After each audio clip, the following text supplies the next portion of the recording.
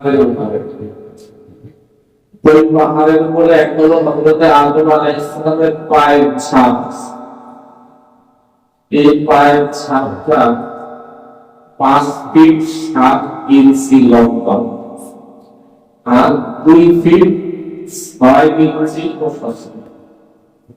এটা একটা পায়ের ছাপ, সেটা হলো বাম পায়ের ছাপ। কেউ গেলেই দেখতে পাবে পাহাড়টার নাম অ্যাডাম পাহাড়। যদিও এই পায়ের ছাপের ব্যাপারে হিন্দুরা দাবি করে তাদের শ্রীকৃষ্ণের পায়ের ছাপ, আর বৌদ্ধরা দাবি করে এটা তাদের গৌতম বুদ্ধের পায়ের ছাপ। কিন্তু এই কথা একেবারে বাস্তবতা বিরোধী। গৌতম বুদ্ধ এবং শ্রীকৃষ্ণ এরা লম্বা ছিলেন 6 ফিটের কাছাকাছি। এখন 6 ফিট মানুষের পা 5 ফিট 7 ইঞ্চি হবে। এটা কি বাস্তব কথা না অবাস্তব? হযরত আদম আলাইহিস সালাম তিনি 60 গজ লম্বা ছিলেন। সবাই জানেন 60 গজ লম্বা একজন মানুষের পা 5 ফিট 7 ইঞ্চি হতে পারে, কিন্তু 6 ফিট বা তার চেয়ে খুব বড় এরকম একজন মানুষের পা 5 ফিট 7 ইঞ্চি হতে পারে না। তারপরে তারা দাবি করে এবং তারা এটা বিশ্বাস করে। এই ধরনের বিশ্বাসকে আসলে অন্ধবিশ্বাস বলে। বাস্তবতার বিরোধী কোন বিষয়কে বিশ্বাস করা এটাকে অন্ধবিশ্বাস। ইসলামে কোন অন্ধবিশ্বাস নাই, সব বাস্তব বিশ্বাস।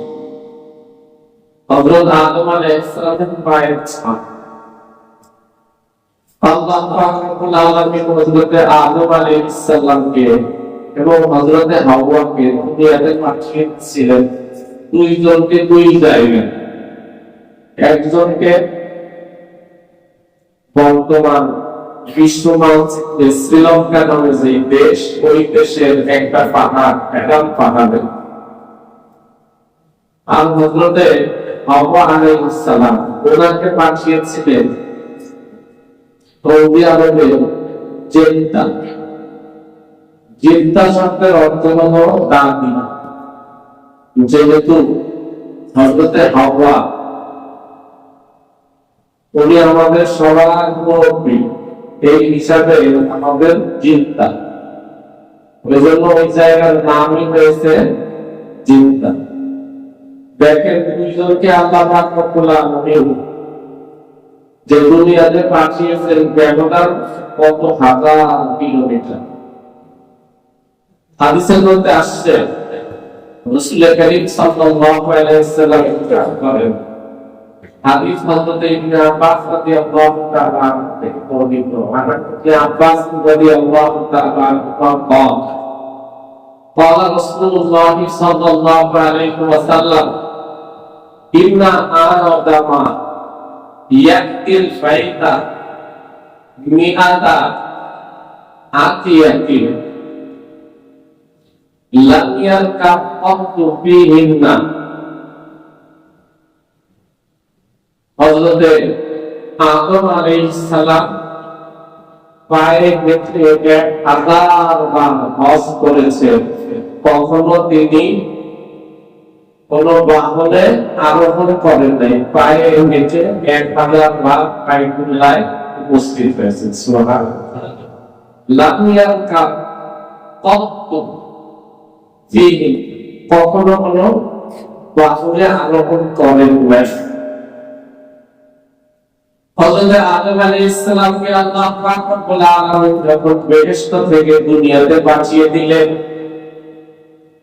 কিতাবে লিখেছে 350 বছর পর্যন্ত হযরত আদম আলাইহিস সালাম কেঁদেছেন। কিন্তু কোন গুনাহর কারণে আল্লাহ পাক তাকে বেহেশত থেকে দুনিয়াতে পাঠান নাই, একটা ভুলের কারণে। ভুলকে শরীয়তের দৃষ্টিতে গুনাহ ধরা হয় না। কোন ব্যক্তি যদি রমজান মাসে রোজা রেখে মিলে খান, কিভাবে তার রোজা ভাঙবে? গুনাহ হবে। কেন? রুফিয়াত সালাত আনিল খাতা ওয়াল নিসয়ান, এটা আল্লাহ পাকের ঘোষণা। কোন ব্যক্তি যদি ভুল করে, কোন অন্যায় করে, ভুল করে যদি আল্লাহ পাকের বিধান লঙ্ঘন করে, এতে গুনাহ হয় না। তারপরে আদম আলাইহিস সালাম আল্লাহ পাক বেহেশত থেকে কেন দুনিয়াতে পাঠাইলেন? আর 350 বছর হযরত আদম আলাইহিস সালাম কেন কাঁদলেন? অনেক সময় কোন মানুষ যদি খুব গরিষ্ঠ হয়, তার যদি ভুল হয়ে যায়, তাহলে বলা হয় তোমার ভুল হলো কেন? ঠিক কিনা? তোমার ভুল হবে কেন? ভুল এটা গুনাহ নয়, কিন্তু তারপরে যদি গরিষ্ঠ হয়, তাহলে মানুষ বলে অন্যরা ভুল করে মেনে নেওয়া যায়, তুমি ভুল করলে কি হবে? হযরত আদম আলাইহিস সালাম আল্লাহ পাকের সাথে তার ঘনিষ্ঠতা ছিল, এই কারণে আল্লাহ পাক রব্বুল আলামিন তার ভুলের কারণে বলছেন তোমার ভুল হলো কেন? হযরত আদম আলাইহিস সালাম দুনিয়াতে আসার পরে 350 বছর পর্যন্ত কেটেছেন। কিতাবে লিখেছে কোনদিন তিনি আল্লাহ পাকের কাছে কথা বলেন নাই, ও আল্লাহ আমার বিবি হাওয়া কোথায়, তার সঙ্গে আমার কিছু মোলাকাতের ব্যবস্থা করে দাও। আল্লাহ বেহেশতে আমি এত ভালো ছিলাম, এই বেহেশত থেকে আমি দুনিয়াতে এসে গেছি, আবার আল্লাহ আমার দুনিয়া থেকে বেহেশতে পৌঁছায় দাও, এই কথা একবারও বলেন। সব সময় শুধু আল্লাহ পাকের কাছে দোয়া করেছেন, আল্লাহ আমার ভুলের কারণে তুমি যে কষ্ট পেয়েছো, তোমার সঙ্গে আমার যে মহাব্বত ভালোবাসার সম্পর্ক ছিল, ওই ভালোবাসার সম্পর্কে যে ঘাটতি হয়েছে, আল্লাহ তুমি এটা দূর করে আমাকে আবার তোমার প্রিয় বানায় দাও। শুধুই দোয়া। কিতাবের মধ্যে লিখেছে 350 বছর কাটার পরে আল্লাহ পাক রব্বুল আলামিন জিবরাইল আলাইহিস সালামকে পাঠিয়ে দিয়েছেন। জিবরাইল আলাইহিস সালাম এসে হযরত আদম আলাইহিস সালামকে বললেন, ও আল্লাহর নবী, আল্লাহ পাক রব্বুল আলামিন বলেছেন এই পৃথিবীতে আল্লাহ পাকের একটা ঘর আছে, সেটা মক্কায় অবস্থিত।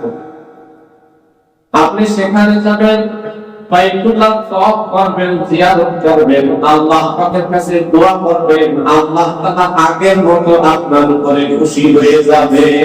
সুবহানাল্লাহ। হযরত আদম আলাইহিস সালাম জিবরাইল আলাইহিস সালামকে জিজ্ঞেস করলেন, ভাই জিবরাইল কিভাবে যাব, আমি চিনি না।